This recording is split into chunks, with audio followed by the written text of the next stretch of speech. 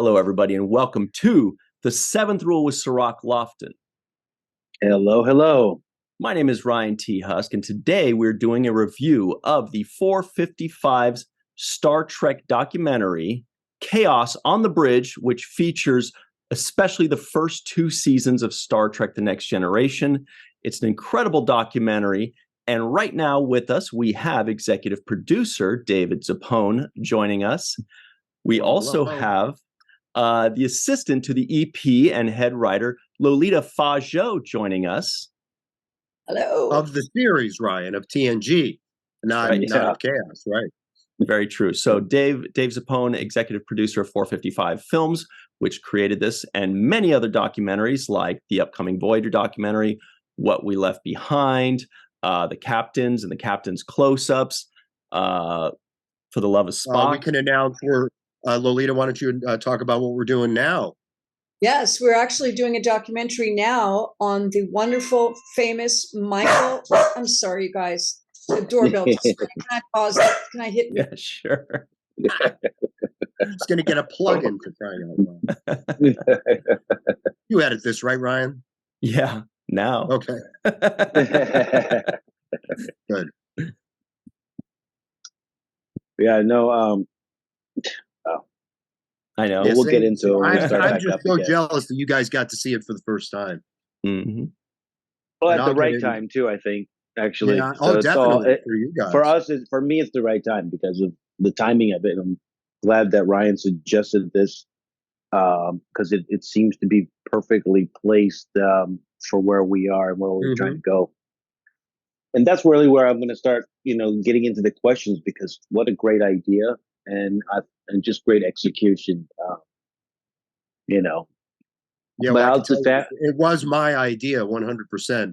But Bill, to his credit, boy, once he, I'll save it. Yeah, we'll save it. But another, he dove into it, Cirroc. There was no BS I could there. tell.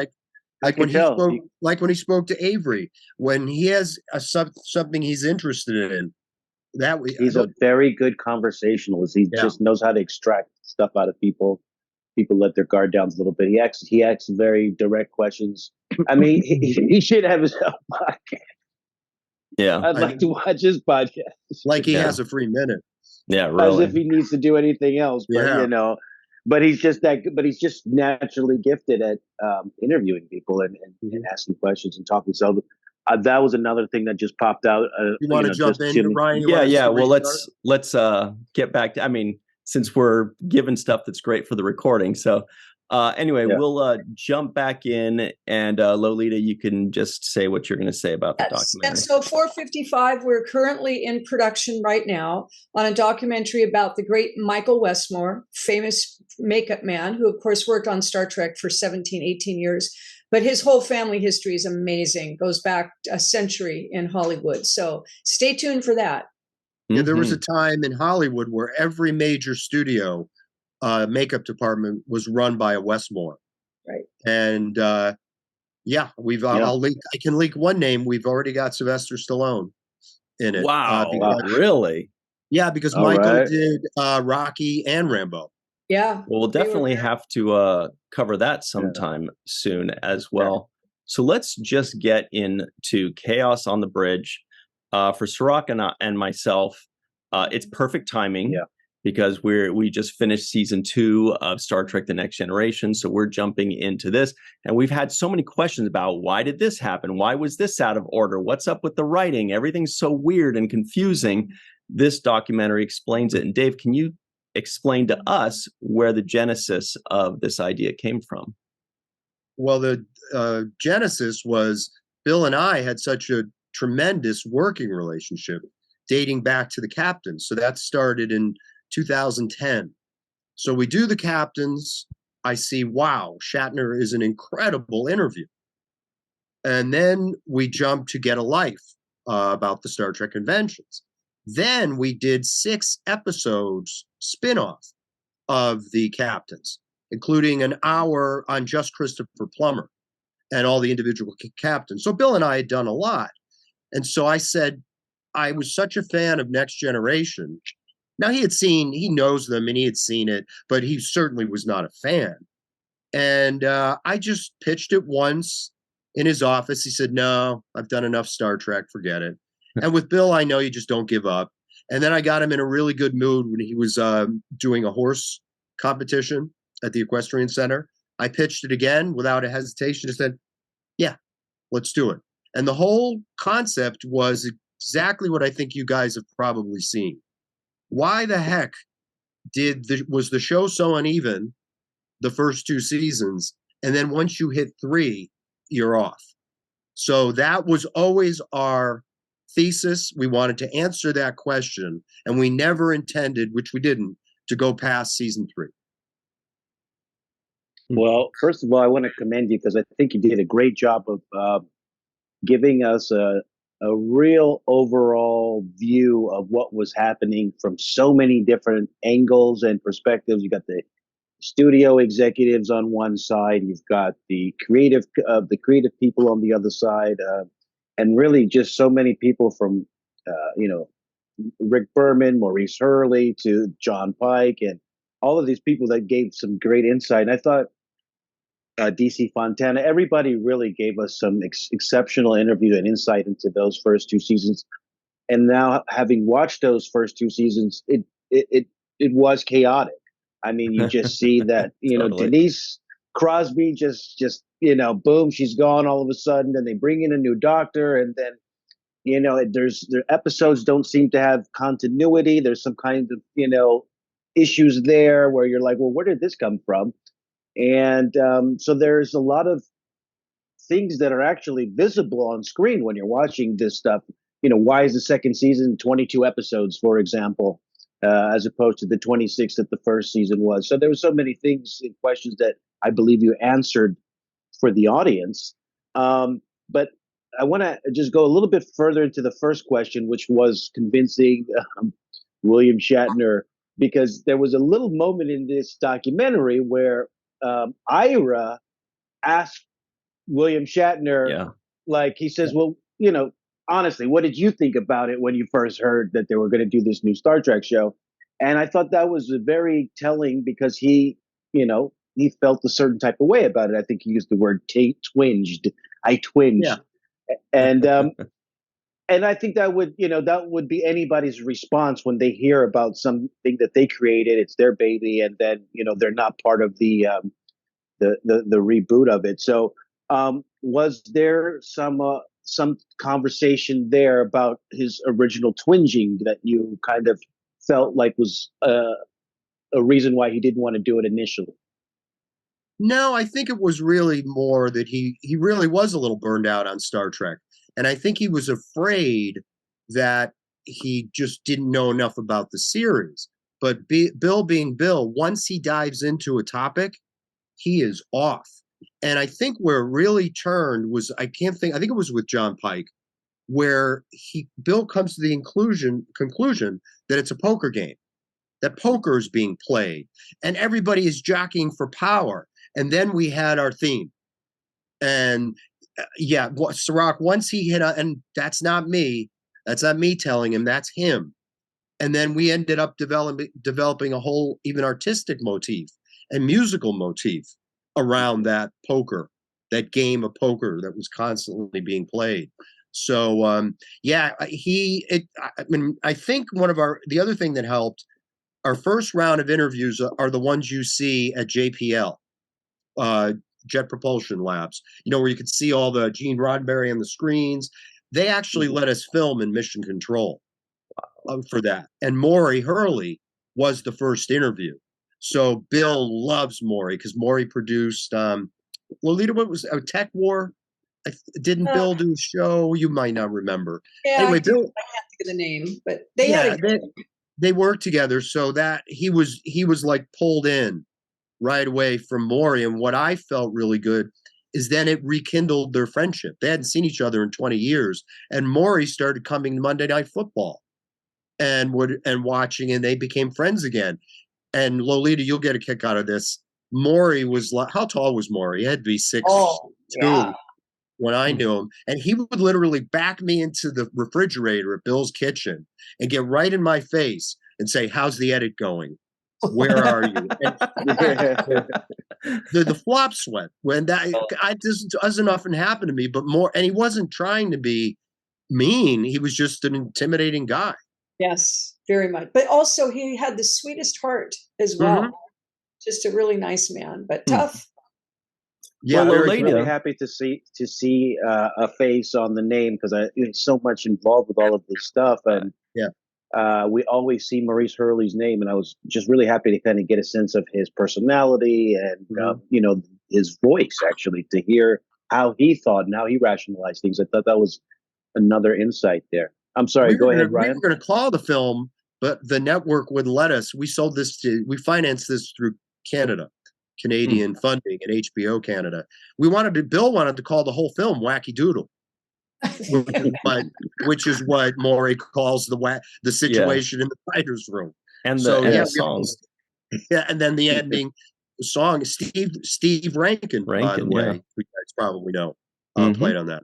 Yeah, I noticed that. That was really interesting. And Lolita, Cirroc and I are watching this documentary with fresh eyes. We've never seen it before. Dave has just rewatched the documentary. He has seen it before, I'm guessing, since he produced the thing. You are watching it for the first time, and you've got that unique point of view of you lived it. I did. What did this feel like from somebody that actually lived behind the scenes and saw some of the bedlam? You experienced other bedlam that was not covered. What was just the overall experience of watching this? Well, first of all, yeah, I thought I had seen it, and I don't think I ever saw it in full. And I was mesmerized last night. I wanted to watch it again, and so I watched it the first time, and then I fast forwarded and watched other pieces a second or third time. It just made me feel so great to go back that many years and see those people, especially Maurice Hurley and a lot of them. And because I was hired during the chaos of going from that first season to the second season, coming out of the writer's strike and going into production. And it was crazy. And the whole Leonard Maislich thing was I was going to ask you, did you see this man? Oh, absolutely. Creeping around all the time. And, we have to stay sometimes late at night because of scripts that were always late, as usual. And he would always be like there creeping around. And I found it very interesting. Dave, I remember you saying you could never find a picture of him. We never saw. I actually have a story on that. We did find one photo, and I contacted his son, who's an attorney, and he said to Bill and I called him. I forget his first name. And he said, yes, you can use the picture as long as there is nothing negative about my father in the film. So Bill and I said, well, the picture. Got that. Really all right. But there really aren't any pictures. And Eddie Milkis either we couldn't, which was surprising. Because Eddie was in post-production going back to like Odd Couple and Happy Days. But we could not find a picture of Eddie Milkis. Yeah, but for me, it was really a trip down memory lane, first of all. Yeah. And, Gene was chaotic and he was wackadoodle and everything, but his heart, again, was just in such a great place most of the time. So for me, it was a really great trip down memory lane, but every single thing that everybody said was true. That place was a nut house. I mean, and I could tell stories, but that'll take time. Well, I wanted you to attest to some of this stuff, because they've talked about, having scripts and production meetings and ready to go. And then like, boom, 3 or 4 days before you're about to shoot, he rips up the whole thing, says start from scratch. So that must be like a crazy. And the revolving meltdown. door, that billboard that Ron Moore had in his toilet, in his bathroom, that thing was fantastic, because there was probably a good 30 people that went through that door in those first 2 years. It was crazy. It was crazy. And the writing staff was not cohesive at all. We had Bert Armus there, the Skin of Evil, who killed Tasha Yar. Bert was a cop. Kojak was based on Bert Armus. The reason Bert was brought in was because he and Maury Hurley had this long history of working together on cop shows. Bert didn't really belong there, but he was talented enough. And just all these people coming and going. And I saw that on one of the pictures, that gal named Sherry Goodhart's was on staff with Ira and Ron and Snodgrass. I haven't thought of her in years. I wonder what happened to her. But she was there during that chaos and probably one of those revolving doors out. But yeah, it was until Michael Piller and Jerry Taylor came, it was definitely what you captured in this film. Absolutely. Good. Hmm. Yeah. Good. And I thought it was riveting. I really enjoyed every moment of this documentary, David. So I want to congratulate you on just putting together. And also, when you're doing something like this, and you get these interviews, and Shatner says, "Oh, that's like poker," and he kind of asks, John Pike about, "Hey, you were playing poker in that situation." Then you go back and you start to come up with the idea of doing the animation and kind of visualizing these things. So the story, you don't know what you're going to get until you get it, and then you kind of reverse on that, right? Yeah, absolutely. I think that's true with any documentary. All you can have is your thesis, your what you think your through line will be. I mean, again, look at what happened when we went for the captains to Avery's. Would you in a million years think Bill Shatner and Avery Brooks would be sitting and singing at a piano? No way. No way. So you can't predict that. But one interesting thing I'll tell you, which I think I've revealed before, is Patrick Stewart turned us down initially. He did not want to do the film. He politely said to Bill, "I'm just not interested." And then Bill and I were in New York City, and Patrick was appearing on Broadway in New York City. We had gone to see like Howard Stern or something. And he called Patrick again and told Patrick what John Pike said about it. Nice. The whole story where he showed up at the commissary in uniform, and Patrick said, "All right, that's it. I do want to rebut. And I'll give you 5 minutes." And so Bill couldn't do it, so I had to do it. So I did that interview. Patrick and I, we were friendly from the captains. He said, "I could give you 5 minutes, David. Ian McKellen and I are about to open next door on Broadway." It's like 6:05. We talked for 45 minutes, and I had to stop him and said, "Patrick, you're going to miss your curtain." And he's such a gentleman. He brought me over to the box office and got me tickets for the show. Wow. That's Patrick. But Joe can speak more when we speak with Joe, the editor. So we had basically the film put together.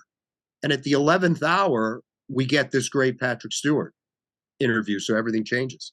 Yeah, that's the beauty of documentaries, though, I've learned over the last few years, which I knew nothing about, obviously, until Dave graciously brought me on board.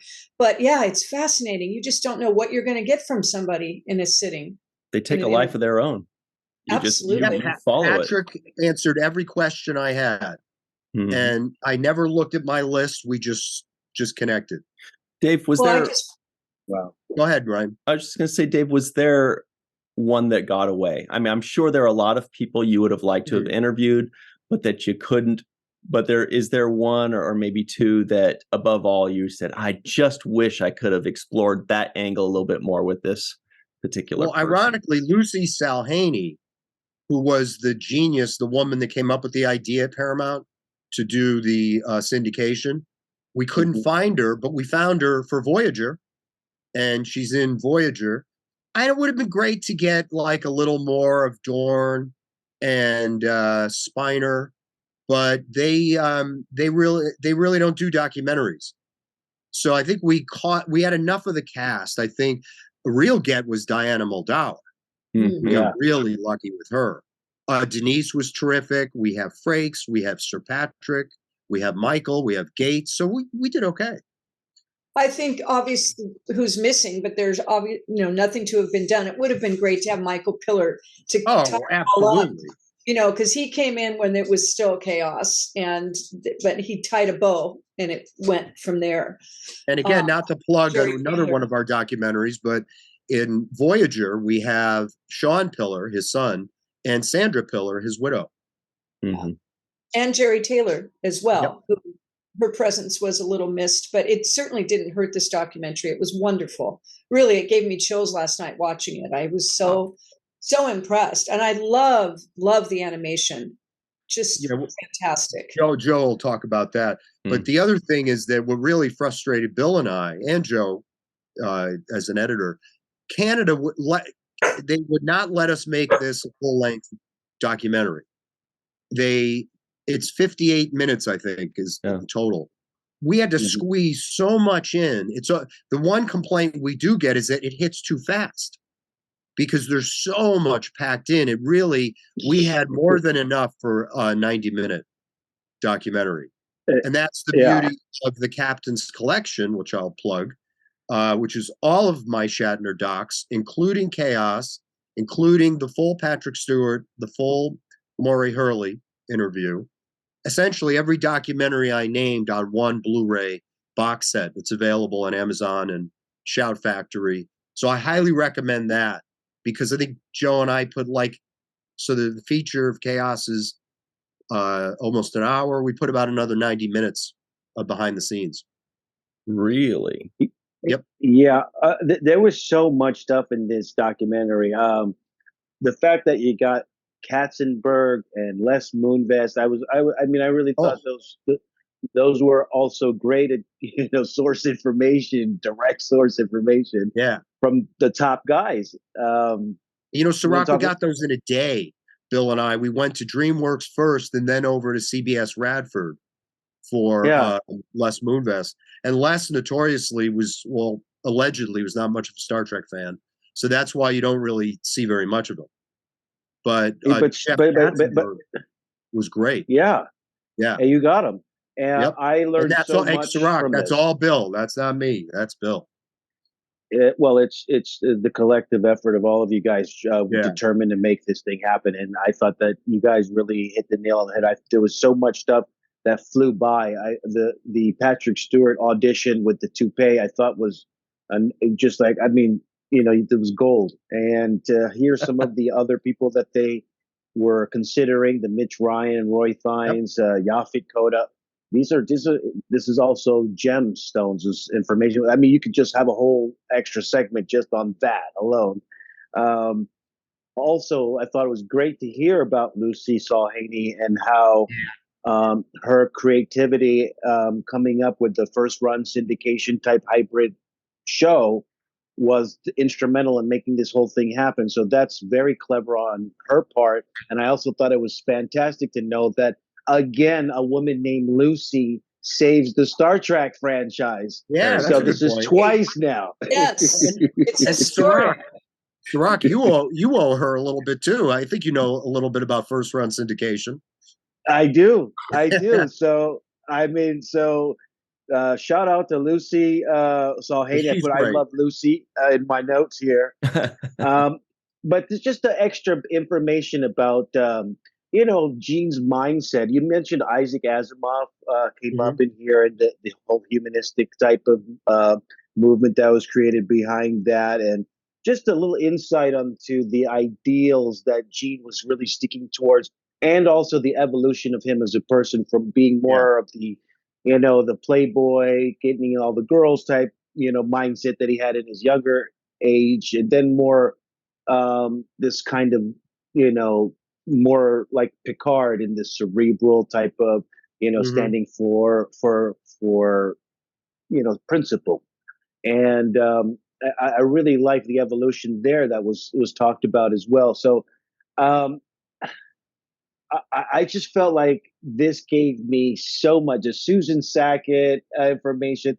I mean, the Captain Hornblower novel. That was suggestion cool to read that book. I just thought you gave us a million things, and this was fantastic and so well done. Thanks. Yeah, and I also like the fact that you didn't shy away from when Susan was talking about and Richard Arnold was talking about Gene's drinking and drug use. That you put it out there, because we all knew it was going on there, but the public didn't necessarily know that. So I was glad that you didn't shy away from talking about that. Because, but I hope what came through, and was my struggle in the editing room, and Joel talked about it, is trying to balance. I did not want to vilify Gene Roddenberry in any way. Of course not, but you didn't. Yeah, so that's when we really were very conscious. And that's why the Patrick interviews helped so much too, is because he really liked Gene. Yeah. And that comes through. So yeah, I did not want this to be, let's trash. Like a tell-all about his life. If it weren't for Gene, I wouldn't have a career. Mm-hmm. So yeah, we all owe a debt of gratitude to Gene. I mean, yeah, all of us. So I definitely, with certain kinds of genius comes like a certain kind of, not normal behavior, I would say, in some, Madness. Genius. right? Yeah. Yeah, and so he was sticking to his guns about certain principles that he thought defined this utopian future. Based on these certain set of principles, which I feel like he did accomplish, and that becomes the underlying legacy of what Star Trek really means, is this idea of this future in which we're all trying to um, coexist, explore, and uplift um, life forms that we interact with. So uh, I really thought this was just so much information, and I wanted to say also, or back to your point about Michael Piller, I didn't realize how instrumental Michael Piller was to being, let's say, the calm on the bridge. Um, and also this gave me a lot more insight into the roles that Rick Berman played um, during those times as well, Mhm. kind of trying to mediate and manage so many egos, because it seemed like there was ego on the side of the studios, there was ego on the side of the production, there was a lot of egos going around. And Maurice Hurley comes off of Miami Vice, which is not like a small show. It's like, Mm-hmm. And the so, Equalizer. Both and at the the same Equalizer. time. Yeah, so this Mm-hmm. is like everybody's coming with a certain level of cachet, and their own background and experience, and it may not directly translate into Star Trek, which Gene has authority over, but still they have great ideas. They are skilled at writing. Mhm. They have these their own personal background and experience. And I mean, Lolita, when you're in the middle of uh, this storm as it was going around you, was there a sense that it would eventually calm down and that the dust would settle soon, or did it feel like on edge all the time? It was on edge all the time. And as great of a man as Maury was and as talented, that chaos wasn't going to go away until he left. It just, there were too many egos involved and too many power struggles, and just not anybody truly at that point running the writing room. The heart building was in chaos. And it really wasn't until Michael Piller came that there was this, literally, you could feel this kind of calming thing coming. Now you have to remember, Maury Hurley left, then another guy named Michael Wagner came, which wasn't mentioned in this film, which is fine, but he lasted all of 6 weeks, I think, maybe. We didn't mention him. We mentioned him, but not by name. You're right. Oh, okay. Mm-hmm. And then when Michael Piller came, and then he started bringing in some of these and Ira, right? Because Ira was really was in the room.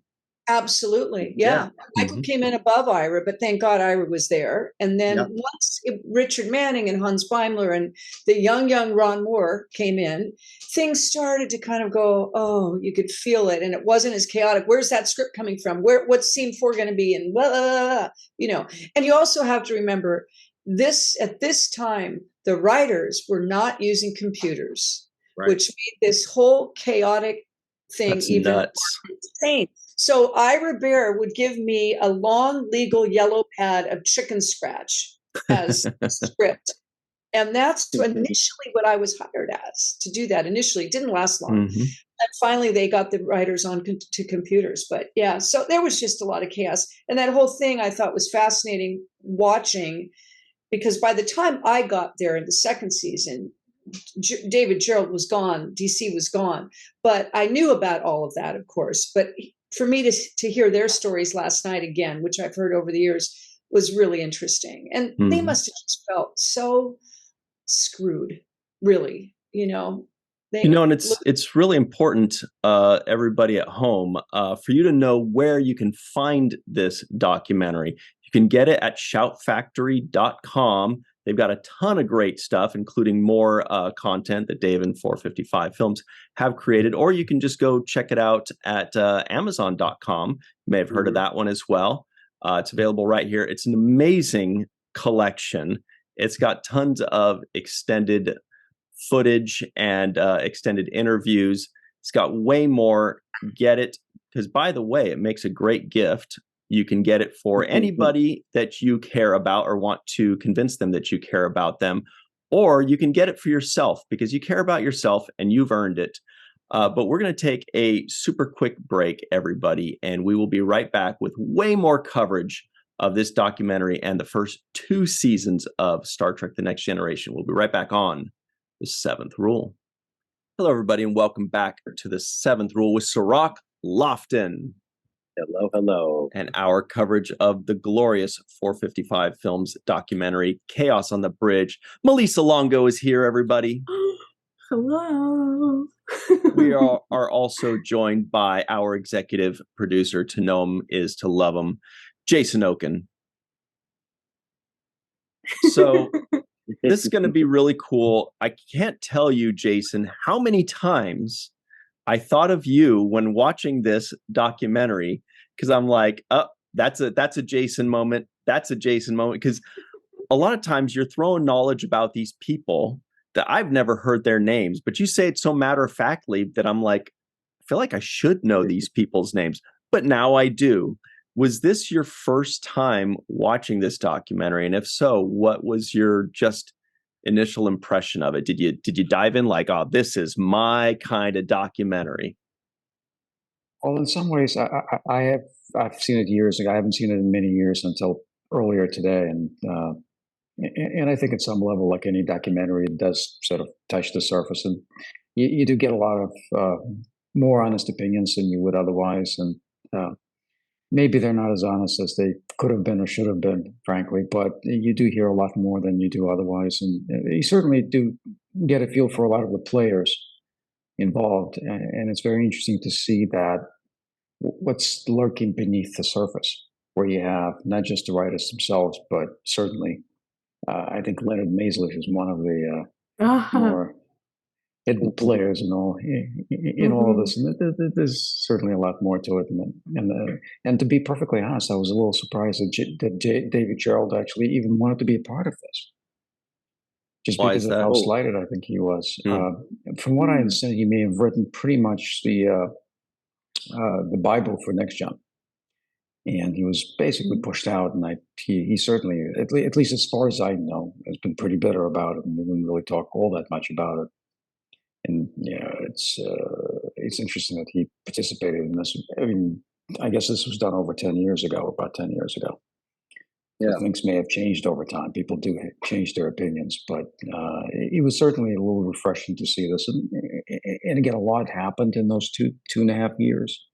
It's hard to fit that in an hour's documentary, but it really is. I mean, if you don't know that much about what happened, I think it's sort of a good gateway type of thing to kind of see and understand how exactly Next Gen came to be and why perhaps the first 2 years weren't exactly the same as the next 5, and why the show took a little while longer maybe than it should have to find its footing. Yeah. You know, another thing that kind of jumped out at me, though, was that because there was so much inconsistency kind of behind the scenes with the writers, it made me kind of re-examine how the directors approached each episode, because there must have been, I mean, if there's no consistency on the writer side, then it's hard to give instructions to the directors. And it actually gave me kind of more of appreciation for how Rob Bowman was able to, you know, string together a consistent kind of through line in his perception of what was going on. No, that's a very good point, and interesting enough, because so many cooks being there in the kitchen, who exactly was in the prep meetings, who was giving any sort of guidance to these directors as to what to do, especially at the very beginning. It's a very good point, and to see kind of you can certainly if you watch the episodes, you can see some directors sort of getting a lot more out of everything that they were given because they were pretty much on the same footing everybody was. But if you look at the episodes, some are obviously looking much better than others, and it's frankly a credit to Rob Bowman among them to be able to do something with what they had. Jason, favorite directors of the first two seasons? Probably Rob Bowman is the one that who stands out the most to me. And it's kind of a pity that he basically didn't really do anything much afterwards. I don't remember exactly when he stopped working on Next Gen, but some others came in, but he certainly stands out in my mind. Now, Melissa, this is, I believe, the first time you've seen this documentary, like myself, like Cirroc. What was your overall impression upon viewing it? Were you thinking, oh, this documentary is pretty chill? It was pretty eye-opening. It was, because I was not aware of a lot of the stuff that was going on behind the scenes, and I didn't realize just how much chaos there was.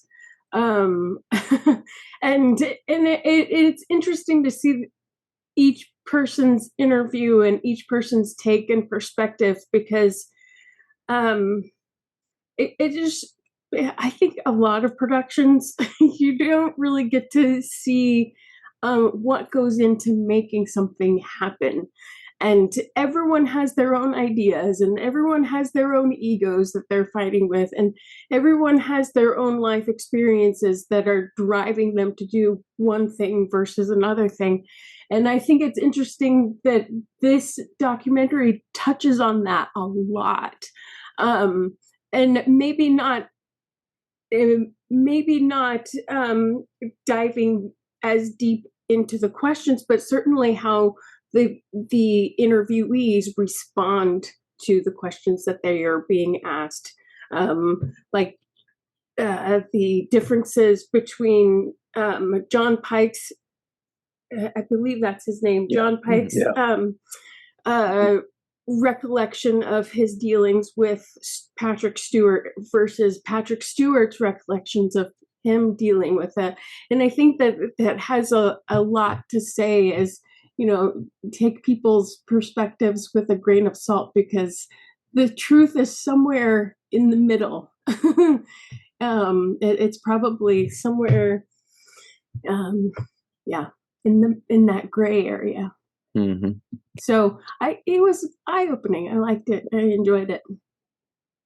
One of the takeaways that kind of shocked me was this kind of chess game that John Pike was playing with Gene Roddenberry in the beginning of this, this whole I need a 2-hour pilot versus a 1-hour pilot. And this whole kind of, chess game about, what one person wants, what the other person wants. But particularly with the fact where John Pike had positioned himself into a corner where he couldn't really give notes on Encounter and Farpoint because he was stuck with whatever he would get because he demanded that it be 2 hours. Yeah, that was nuts. And so I thought that was an interesting position to be in where, the thing that you're asking for now you cannot critique because you've forced the other guy's hand. So do you think that that helped or hurt the final result of what we did see in the pilot episode?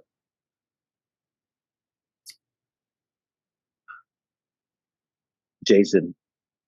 That's a stumper. You can look at it two different ways. I mean, if you look at the pilot, certainly it seems like two different stories being, kind of strung together. I mean, the original story that DC Fontana came up with is interesting, but I'm not sure. It certainly introduces the crew, but I'm not sure it's that capturing of a story, and we would have lost Q had it not happened. So totally. There's a positive that came out of this. Is it a great episode? No. Did Judd Pike really understand it? Probably not, but he may not have understood Star Trek in the first place. So, I mean, there was certainly an ending to it. Whether you liked it or not, there was a story and there was an ending. But it kind of shows you that perhaps, the sort of war that the studios didn't quite understand or get Star Trek, and a lot of people didn't get it. Mm-hmm. That they were asking, they wanted a show, but I'm not sure they understood what they were asking for, what they wanted in the first place. So in the end, I think it worked out that the pilot was 2 hours, simply, in 90 minutes, if you will, simply because we got this, the Q character, because otherwise we may never have had him. So that if there's anything to take away from that, that'd be it. I mean, it's not the greatest pilot for sure, but again, it gave us Q. Yeah. Well, and I also think it gave us Star Trek: The Next Generation. It was, whether it was a good episode or not, it was the launching pad for a series that lasted 7 seasons. So, I think it was probably a good idea that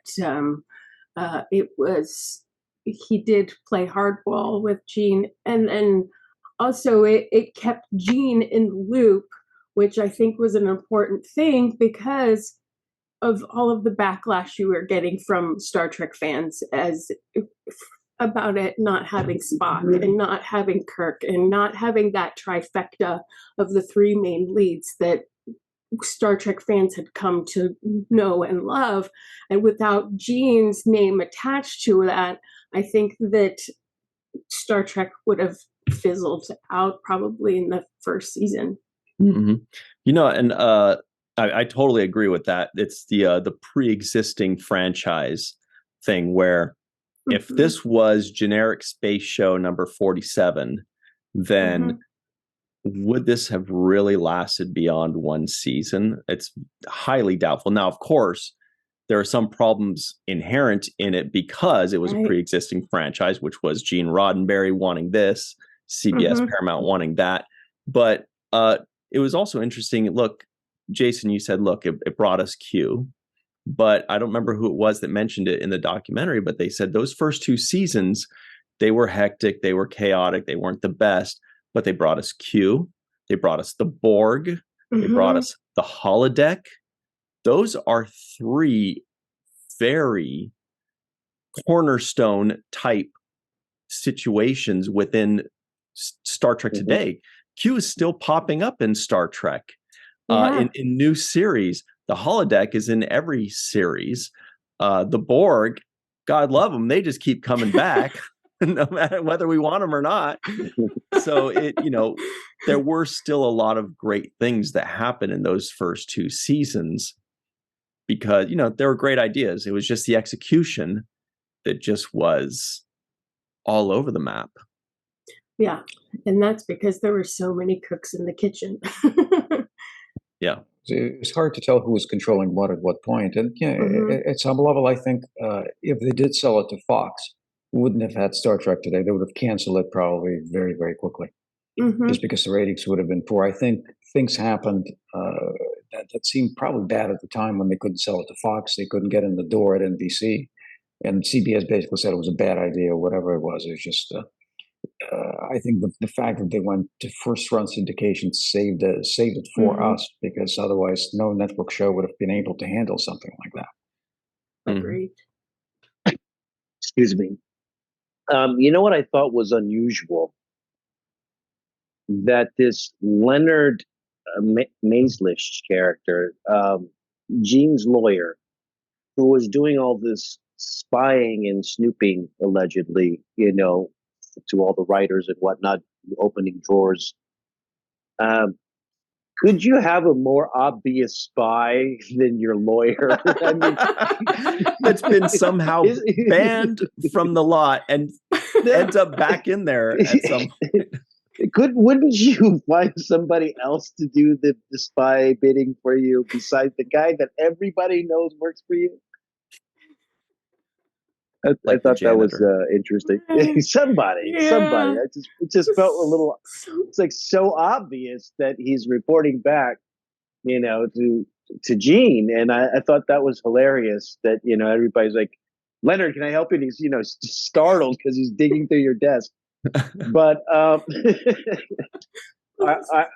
thought that was another. There's like, wow, this is this is the kind of chaos that's going on, right? Because you don't expect somebody snooping on you while you're at work. You're literally there to produce work for everybody, and it's not like it's a secret project outside of the people that are involved with it. So to have that kind of a spy around, is something that's going to be off-putting and definitely change,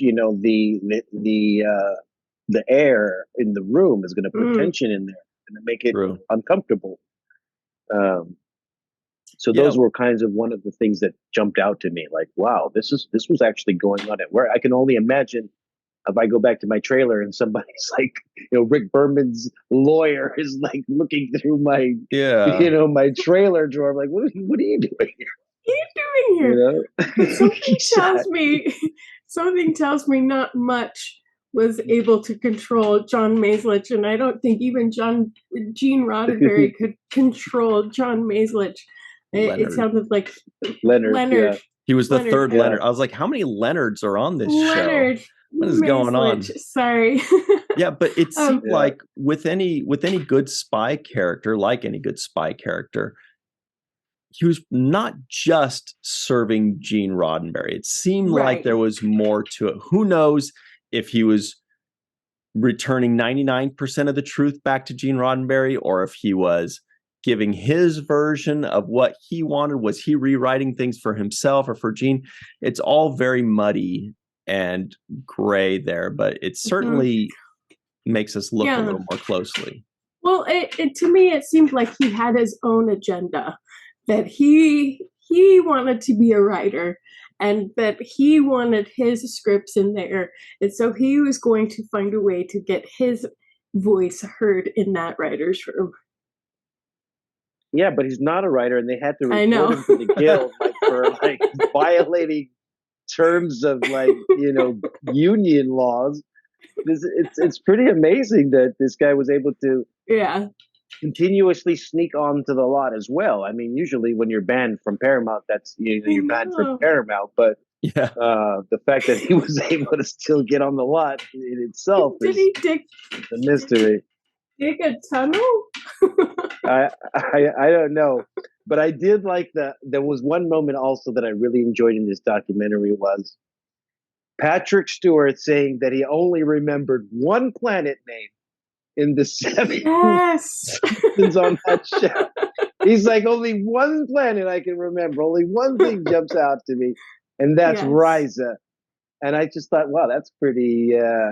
If you're going to make an impact with the captain, then that's the way to do it. And I think that was Ira's legacy there. Yep. Yeah.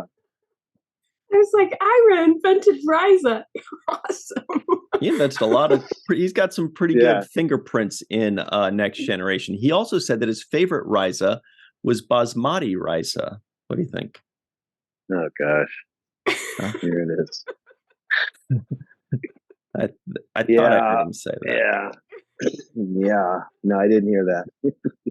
What I thought another interesting thing was what I did hear Ira say was that making Patrick Stewart a Borg revealed more of his humanness, and I thought that is so. That's actually counterintuitive. So true, you would think, right? It's like making somebody a Borg shows more of their human side. You're like, I guess it does, because it shows a colder version of himself that's even less friendly and and more calculative. But characters have to have flaws. They have to have depth. They have to have, and these are the kind of things apparently that we will be introduced to in the third season, is characters with depth, with flaws, with a third dimension to them outside of just, the perfect captain, the perfect first officer, the perfect doctor, like the perfect teenager. No teenager's that good. Totally. And I'm excited to see Michael Pillar's influence in the third season and going forward, because I think, to me, he did bring that stability into the writer's room. That's what it appears to me, because ideas are great and ideals are great, but what matters most is the humanity of the people who bring us these ideas and ideals and how we get there. And none of us are perfect vessels, so it's more relatable to do it through character. Yeah. I also enjoyed the whole rationale that Roddenberry gives to the studio execs when he says hair doesn't mean anything in the 24th century. I thought I thought if there's a way that you want to get your way in the show, that is the actual proper usage of using your knowledge of what the world building that you're doing to get your way. If you're going to get your way with the executives, you use that world that you built as the basis point for your argument. And I thought that's a brilliant way to debate somebody in this particular area. So that's kudos to Gene Roddenberry just for coming up with that as an idea, a way to manipulate the situation. Hair today, gone tomorrow, he says. Also was interested in hearing that they had they were considering casting a black man as the captain. He was a final three. He was in the final. So just that in itself, I thought was another bit of insight that, I thought lent a lot more from my understanding of what was going on. It was helpful for me to get a visual about the kind of people they were looking for. And I was surprised to see that, the black man was on that very short list. Same. I was wondering what that might have made Star Trek look like, particularly Deep Space Nine, had Yaphet been cast. Mm-hmm. That would have been pretty cool. And then Deep Space Nine, then it's like two black captains in a row. They got a streak going. But would they have had? I don't think so. They might have changed it up. You're right. Yeah. I think there wouldn't. Deep Space Nine wouldn't have been constructed in the way that it was had they went with Yaphet Kotto as the first captain. So I'm happy that they didn't, obviously. And I think one of them was Mitchell Ryan. What I recognize him. Was that the guy that played Riker's dad? Yeah. Yeah. Interesting. Yeah. Okay. One other point. I mean, they did say that they brought another actor to read with Patrick because they never wanted to bring a single person. I think they may have brought Stephen Mock. I think that's the other guy that I kept hearing before all of this. He was on Deep Space at one point. He was in the trilogy at the beginning of the second season. Yeah. He was the Bajoran terrorist trilogy. The Circle. Yeah. Interesting. Yeah, he was. I think I'd heard that as well, actually. Guys, we only have a minute left, so I want to be sure. But then we're going to the free for all. Everybody at home, we got way more minutes. Just a minute left of this segment. So many more minutes. So I want to be sure that we give a very special thanks to some very special people, and their names are Homer Frizzell, Dr. Anne-Marie Segal, Eve England out in Wales, Yvette Blackman, Tom TJ, Jackson Bay out in Missouri, Bill Victor Arukin.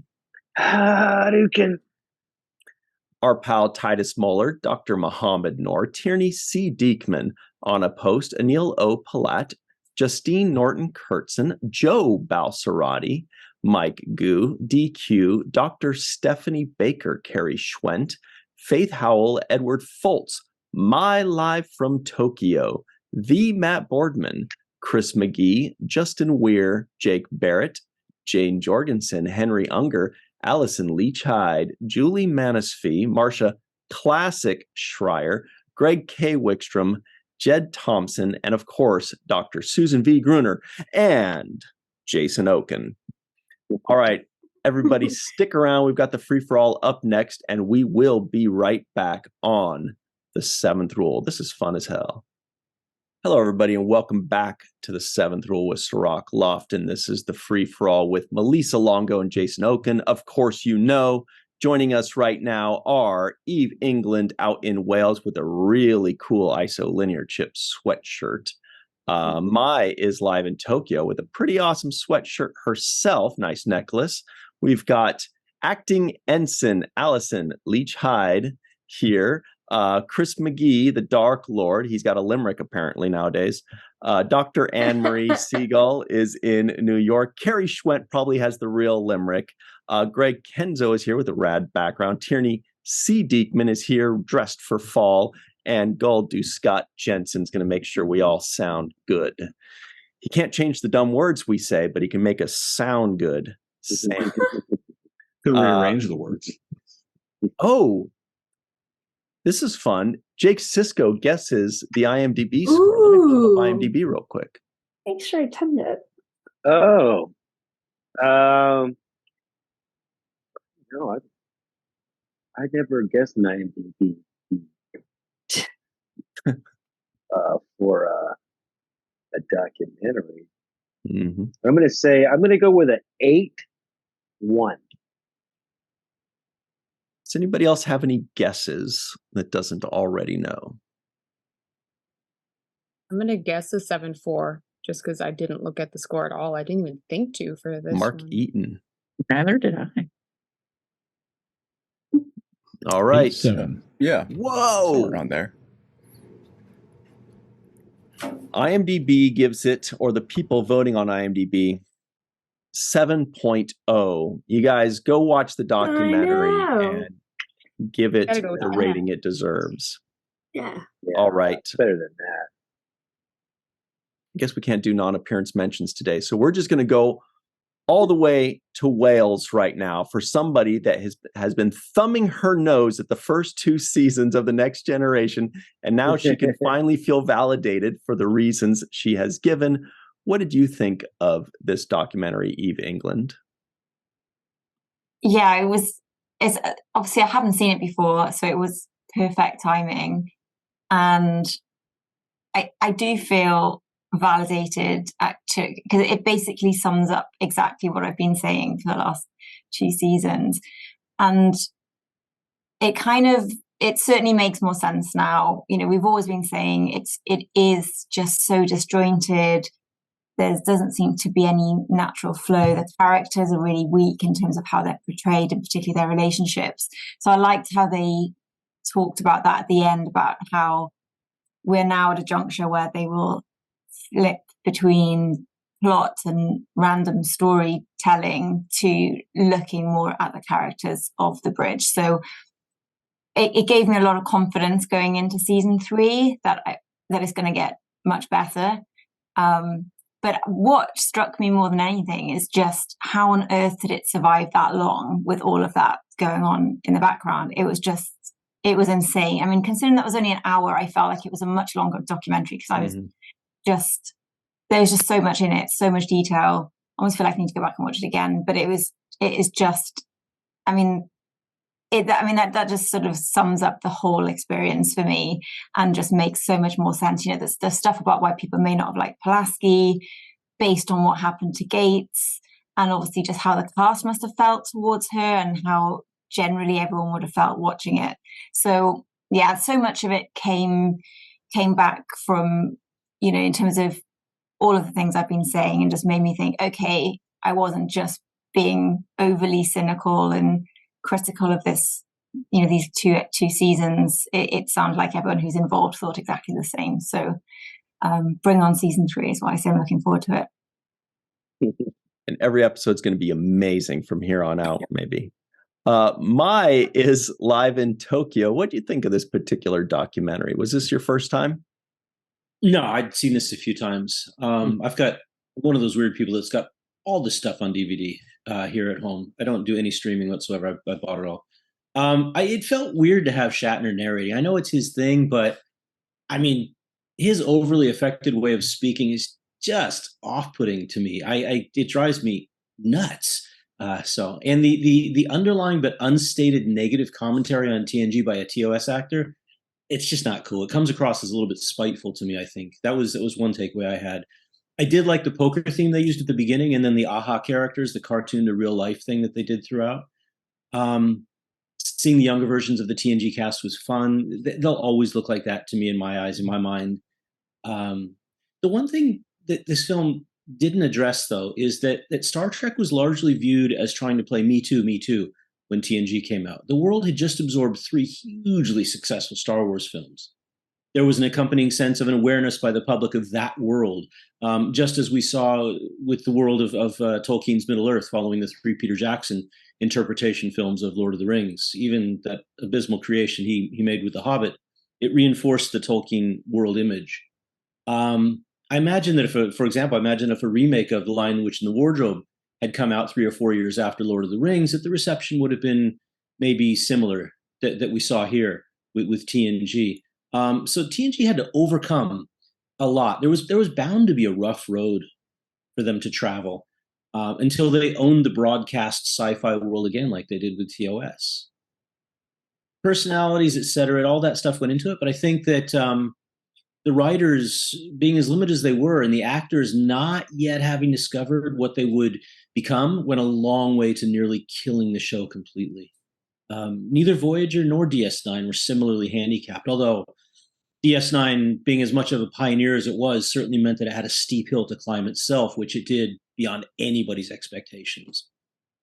So for me, rather than criticizing the situation as Shatner so indirectly does through the voices of those who felt the daily frustration, I laud the team of actors, the writers, and the studio for riding this out until the wobbles were resolved and they learned how to do things smoothly. I'd retitle the movie "The Mountain We Climbed" or something similar, positive, but more Trek in phrasing, perhaps. But yeah, I give a lot of credit to the people that are still there from the 3rd year on, because I think they did a lot with it. It's a shame that Denise wasn't there beyond that as a regular role, because I loved what she did and I love her energy. But yeah, overall, TNG had a rough road to go, and they made it through that first 2 years somehow. So bravo to them, I say. Mm-hmm. The mountain we climbed with a Trek name would be The Ascent for any Deep Space Nine fans. Allison Leach Hyde, acting ensign, is here. What's up, Allison? What do you think of this documentary? I enjoy this documentary. I've seen it many times. I just learned that one of the working titles for it was actually Wacky Doodle. And so, as Maurice Hurley liked to say fairly frequently in the doc, I thought that was kind of cute. This was his only time he actually made a public statement about his time on Star Trek. So I thought that was great that they got it, because he did not survive long after this. He died within about a year. So it was great to get his perspective on it. And I liked getting everyone's perspective, because everyone had their own perspective, and they almost all were parallel. They didn't really go over. And so I enjoyed seeing all the different personalities that were behind the scenes, which really did lead to all the disjointedness of what was going on, because no one had an idea of where they wanted this to go. So it went in so many directions. So yes, it makes me excited that we're starting season 3, because Michael Piller will be there to take the reins and try and get our wagon train to the stars going in one direction and not all of them. So that's what I like about this. And the fact that there were 30 staff and writers fired off in that first year. Yeah, the fact that this show continued and led to all the Star Trek we enjoy now is amazing. So kudos to all of them for putting up with what they did and getting something that was actually enjoyable to watch on our screens. And so I guess I'm thankful, mostly, is what this documentary brings up for me. Mm-hmm. That first wagon train almost died of dysentery. Right? That's an Oregon Trail joke, everybody. Sorry. Chris McGee is here. He loves Oregon Trail still to this day. What do you think of this documentary? Play it every single day. So this documentary, I had not seen it before last night. I knew that there was some trouble during the first couple of seasons of the show, especially the Writers Guild strike that caused an abbreviated second season. I had no idea, however, just how much trouble there was until listening to you, Ryan, Jason, and everyone else here with much more knowledge of the behind the scenes goings on. Watching this documentary threw a spotlight on those problems and made me aware of even more. Kind of like even Allison has stated, frankly, I consider it a minor miracle that the show went on to complete its 7-year contractual obligation and to become the highly acclaimed, well-loved, and dare I say, iconic series that we know today. I do agree with of course, this being my first time seeing it, I didn't really see the kind of underlying jealousy maybe or whatever that Shatner was portraying between the lines and so forth. But so I just kind of took this documentary at face value, as I often do. Call me naive. I know I am. When I had first heard of The Next Generation around 1986 or so, I was 11 years old. So naturally, I knew everything. I remember my response to the news was, "That's a stupid title. It's way too long." I may have even said something about it, piggybacking off of the original show's title rather than being its own show. But if I may just hopefully briefly diverge for just a moment and recount a little personal story of mine to the only Star Trek convention I've ever been to. And if I have already mentioned, recounted this before, well, don't stop me. I'm going to go ahead anyway. I never watched the show while it aired. Someone around 1992, just to see what all the fuss was about, I decided to finally start watching the original series. So I rented it episode by episode on VHS tape from my local video rental store. Some of you are probably too young to remember those. Then, when I became hooked, I started watching the Next Generation episodes in the same way, renting them, and then later purchasing them at my local Suncoast video store, again, one by one on VHS. By the time a Star Trek convention actually showed up to my hometown in 1993-ish, I had only seen the first season of Next Generation. So I went to the convention, and I remember being handed a form to select the best 5 or 10 and whatever it was episodes of the Next Generation, because they were going to have a poll and reveal the results towards the end of the convention. Well, I could only rate the ones I had seen, so naturally I picked 5 or 10 from the first season. I can only imagine what those poll takers were thinking when they saw my ballot. The only last thing I'll say here is, of course, my memorable quote of the episode. Everyone knows it. Say it with me. Wacky doodle. Mm-hmm. Good stuff. Thanks very much, Chris McGee. I had heard of video stores before my time, though. Dr. Anne-Marie Segal is here. What's up, Dr. Anne-Marie? You've been raving about this documentary for quite some time. Be sure to unmute yourself. What'd you think of it this time? It's brilliant.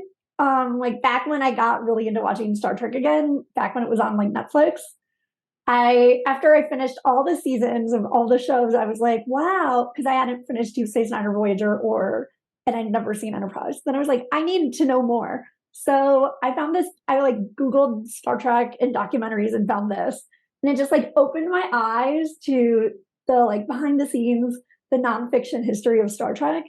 And I just like since then have not been able to like get enough of it. I've listened to like every podcast and seen all the documentaries and behind the scenes specials and commentary footage. And it's just like, there's something so special too about like every time somebody pops on the screen, it's like, oh my God, that's the person behind the name that I read in all the credits when I was learning how to read. And it's just like, so I just found it like so eye-opening and amazing in the business of Hollywood. And it just touches on everything in like business in general and all these different like politics going on.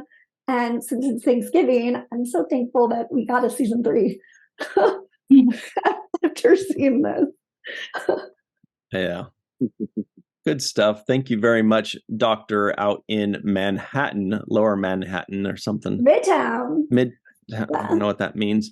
Carrie Schwent is here.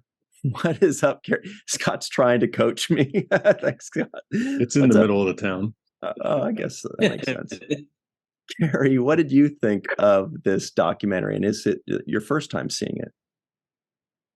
Yeah, it was. I heard the name, but never got around to watching it. I very much enjoyed all of the animation as they're describing situations. I thought that was a very very nice way of showing us what happened without having CC camera footage or however they would do it. I'm kind of with my Aunt Shatner. Having heard him speak on the cruise a handful of times, I don't really enjoy listening to him talk a lot personally, but frankly, listening to him is kind of like listening to my father-in-law ramble from like one story to another. But that said, my husband and I both thought that he did a pretty decent job in this particular documentary. One nitpick I have about it, though, Jonathan Frakes, somebody should have told him to take that gum out of his mouth if you're going to be talking on camera. I could see it in his teeth. I'm like, spit out the gum, Jonathan. Come on, you're on camera. You can put the gum back in when you're done. But it was fun. Maurice Hurley, he's that kind of like grouchy adorable. He's like both kind of adorable and grouchy kind of at the same time. And I, like everybody else, enjoyed the wacky doodle, and it set my poetry wheels turning. So I have a limerick for you all to enjoy. Some say Gene was a wackadoodle. They also say his lawyer was rude. The beginning was rocky. Some scripts end up choppy. His involvement, however, was crucial. Yes, like I have said before, without him, none of us are sitting here talking about a documentary right now. And in honor of Thanksgiving, we can thank him for that. Good stuff. Thank you so much, Carrie Schwent. All right, Greg Kenzo's here. He likes to have cool backgrounds. What did you think of this particular documentary, and was it your first time watching it? Cool shirt too. Thank you. Yeah, this was my first time watching it. I thought it was great. At first, Maurice Hurley was kind of pissing me off, like in kind of some of the things he was saying about Gene and the series in itself being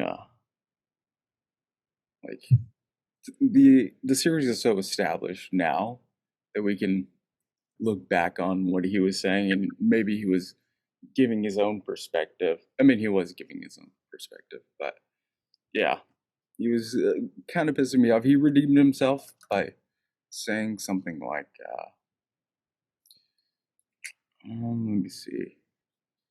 Well, I understood the tough position he was in because he had to basically keep Gene's vision, right? And like adhere to it.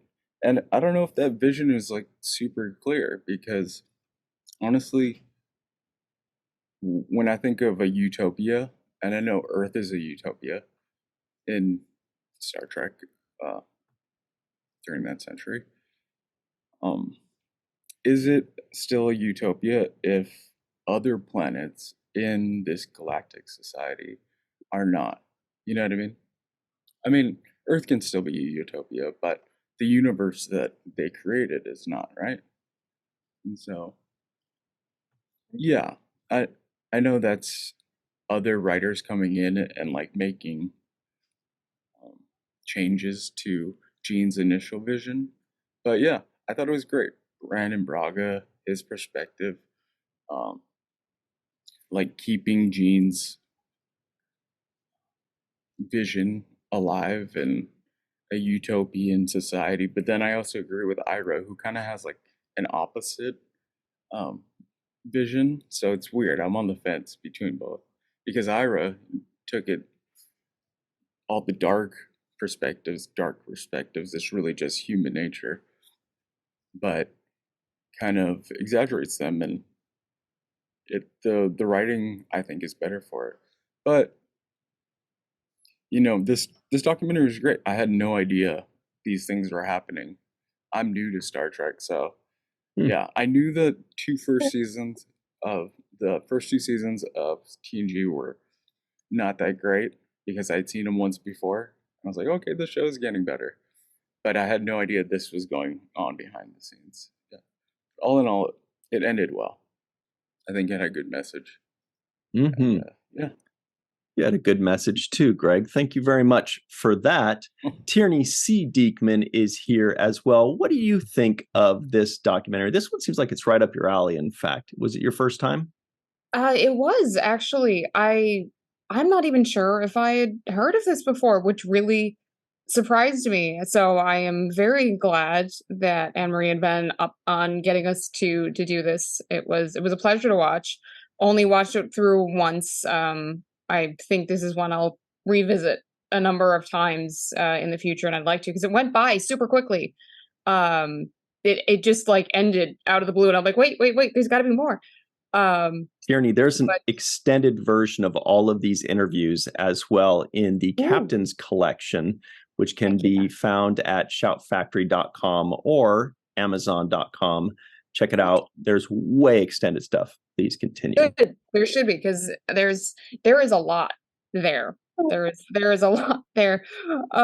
And my God, I thought that I have an overbearing personality. Some of the people behind this, and you get all of those strong personalities together, and it is miraculous what they did. And they, as Maya had said, you climb up that mountain, and they stuck it out, and look what we got out of it. And they kept going, they kept fighting, lots of fighting in various ways. And a lot of it, I agree with Greg, a lot of it pissed me off. I won't go into specifics exactly, but I'm sitting there just, with my head in my, oh, Jesus, these people, showbiz, hooray. But and at first, I realized that it was going to be narrated by Shatner. Like, this could go a number of ways, but he had a decent amount of humility for it, and I really loved that Ira, good old Ira, just straight up asked him the question that I've always kind of wondered about.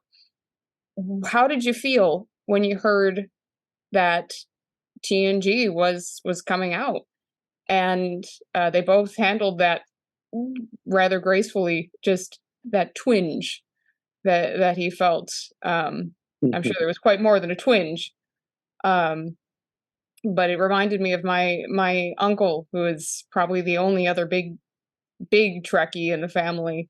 And he grew up with the original series and had those similar feelings of, what the hell are you doing? And just then you come to love it. And actually, Eve, it reminded my husband and I, we were talking about you when you first started watching, and we were a couple episodes into the first season, and I can't verbatim remember what you said, but it's something along the lines of, I don't get why anyone likes Picard. And rude.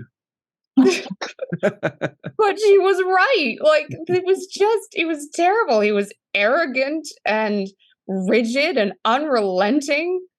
And then you hear them going on about how he remembers a meeting one way, and Pike remembered it a different way. And it's just all of these intense personalities coming together, and we still got something great out of it. And I loved learning that Tracy Torme, who at first I wondered, is he related to Mel Torme? He's his son. That's awesome. Mm-hmm. Which just made me think of Night Court. But he wrote Conspiracy and a number of other episodes, but my favorite episode, gotta love that gore. And then he went on to write Sliders, which was great. And he had a great idea to bring in a doctor before we got Pulaski, after Gates had temporarily left, to have a character, the doctor that had, I don't know if she was, or it, whichever, was supposed to be an alien or not, but have complete honesty, just straight across the board, and they had rejected that, but I wondered if some of that had kind of filtered through Pulaski's character, because she had some brashness with her, which I always appreciated, of just, I don't always agree with you, which isn't necessarily, well, we won't go into that side of things now and how that relates to nowadays, but just, you listen to her, damn. And I thought she was great in that role, but some good, some bad, and you learn some things, and some of it's knowledge passed down. But there were some things that made me a bit sad, learning a bit more about Roddenberry's deterioration, and you could sense some of that as he got older, some of his ailing health. I always wondered, about what someone would consider his health today, as we learn more about mental health and how to take care of it, and how he would be treated, or how he might be able to treat himself in today's time. But it was different then. You handled it differently, and he had Majel, who kind of seemed to hold him together a lot. And what would be if he didn't have all these people, if he didn't have I can't pronounce his name properly, but the lawyer who I didn't like it. Yes, I didn't like learning about him from facts on each episode beforehand, but I definitely don't. That was enough. That was more than enough to learn about him now. But just people like that, are people quite that bad still around in showbiz now? Do they still get away with that, or is that just a sign of the times? But either way, just it was a great documentary, and I'm very glad to have watched it now, and would definitely go on to learn more about with the extended cuts. And I'd like more of these kind of deep dives into the background information. I feel like we don't get as much of that, or maybe it's out there somewhere in the YouTube verse, but not as much as it seemed like we used to. There was always like, we could watch something we enjoyed, and then we'd come across the making of it, and we'd see all the practical effects in the background, and you'd see those making of things that would pop on TV, and they aren't there anymore. We don't learn because we expect it all to be CG, or we can Google it, or we can see their IMDb pages. So you don't get quite as much of the deep info. So this was nice. This was good. This is a good choice, and I am glad to have watched it, and we'll recommend it, and we'll watch it again. Thumbs up. Great stuff. Thank you very much, Tierney C. Diekman. Goldu Scott Jensen is here wearing an awesome Be Kind shirt, by the way, everybody. That's good stuff. Chase Masterson. Which version is that? That's Ken's from Vegas. Kenneth Mitchell, our favorite. There it is. So what did you think of this here documentary, Scott? Well, this was also the first time that I'd seen this, and it always had kind of been like on cue for me. Like it was like, I'm going to watch that one next, because obviously I loved all the other documentaries that they've put out. Like every single one of them that I've seen, I've absolutely loved. Looking forward to the next and the next and the next. But I am a big fan of documentaries as a whole. I like a lot of like punk documentaries, or like American Hardcore, and then there's Exit Through the Gift Shop, which is great. And then there's tons of different documentaries. But the thread that I really enjoy between all the different genres and subjects that they're about is just unflinching honesty. And this really had a lot of unflinching honesty in it. And I think that's really important when you've got a story that has got not but one person's side and the other person's side, but like 30 sides. And a lot of times I feel like in this community, we do deify Gene Roddenberry a whole lot. And I think that it's very cool to me to see that he is so human, that he was so human. And that to me is the same thing that I get out of like Deep Space Nine, how these characters are so human. I respect them more. And instead of somebody that's up on a pedestal that, I could never relate to. I feel like these stories that were in here, which I had heard a lot of it probably from Dr. Trek, but lots of these stories just throughout the years. But it was really cool to see it, played out chronologically in order. And I love the comic art, of course. It was absolutely wonderful. I'd like to look up and see who did all that, because that is some solid work, a lot of solid movements. But yeah, as a whole, I definitely do like this a lot. I'm going to be purchasing this one as well, like with What We Leave Behind and stuff like that, which is up over here. It was good seeing Ira again on there too. Of course, Yes, it unflinching honesty, and Ira Stephen Behr is going to go hand in hand. He was actually pretty chill in this, from what we've seen. So it was laid back a little bit, but yeah, definitely loved it. I'm definitely going to see it again. Good stuff. Oh, and I also, I'm sorry, everybody else, but I love William Shatner, and he could say whatever he wants and be as abrasive as he wants, and I'm going to love it. Love it, love it. And I love the little William Shatner next to Ryan right now. It's my favorite. Oh, hey, there he is. He just likes to hang out. What did you say?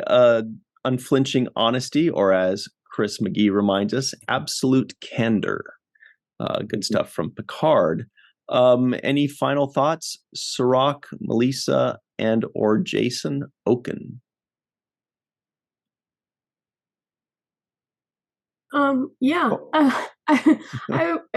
I'll go. I was thinking the same thing that Scott mentioned, is how this documentary deified Gene Roddenberry, and I like that too. And it kind of gave me an insight into maybe where his brain was when he created Star Trek, and learning about his background, being in the military and what have you, and then being the police. I did a little reading, but after the military, it got me thinking that might be the catalyst for this idealism in the 24th century, to break out of this world that we live in, where there's so much chaos in this world, that he wanted something better for humanity. And I don't think that's wackadoodle at all. And I think it's quite the opposite. And I think that he should be lauded for going after that and sticking to that ideal. But at the same time, I can appreciate that he is a human being and he was battling his own demons, and that he made mistakes just as much as any of us do. So I appreciate a lot of what I learned in this documentary. Yeah. Mm-hmm. I mean, I see this sort of as a peek behind the curtain that we don't often see, and there's certainly a lot of breadcrumbs that were thrown into this documentary, and I think it certainly bears watching and rewatching. And I've seen it a number of times, and certainly, if anybody wants to learn more about this, there's more information out there, and some of this stuff sort of keeps coming up as you watch the shows or listen to other people talk. I mean, we've mentioned that Maurice Hurley, you don't really get to sort of his point of view or from him personally almost anywhere else. I think the same thing probably goes for Diana Muldaur. You don't often see her, or hear her talk about this. There are very few sources there. And once you move to the executive side, you see John Pike, and you see these sort of power games that you don't. You kind of hear about this a little bit, but you don't often kind of see the players themselves talk about that. And there's certainly egos involved, and that. If you like to see how the sausage is made, this is really something that is quite meaty, if you will, and something you do want to see and hear. And it is hard to put a lot of this into 1 hour running time, but a lot of it got packed. And whether you like the narration by Bill Shatner or not, I think it was pretty well done. The way it was all put together, and really is very informative. So I think it's certainly an hour well spent. Yeah, and I have a few takeaways. One was that, Michael Okuda was in this episode, and I thought he is always this eternal optimist. Every time I see him, he has this positive aura about him, and he's always looking like a kid who's fascinated with the universe and the exploration and all of this thing. And he's almost like the real life Will Wheaton on the show. So that's one thing I want to give kudos to Michael Okuda. And the other thing is, I saw that Patrick Stewart was the serious one on this show, always kind of, tamping down on the set, having too much fun, and and Frake's trying to dance and sing, and he didn't want to have any of that, which is funny because you always hear that about Deep Space Nine and Avery, but we see that it started out a lot with Patrick Stewart as well, because when you take your work serious, you take your work serious. So that's one thing that also stood out to me. The other thing I want to do is I want to defend Denise Crosby, who I felt was unfairly taking a few shots were taking at her in this documentary by the executive John Pike.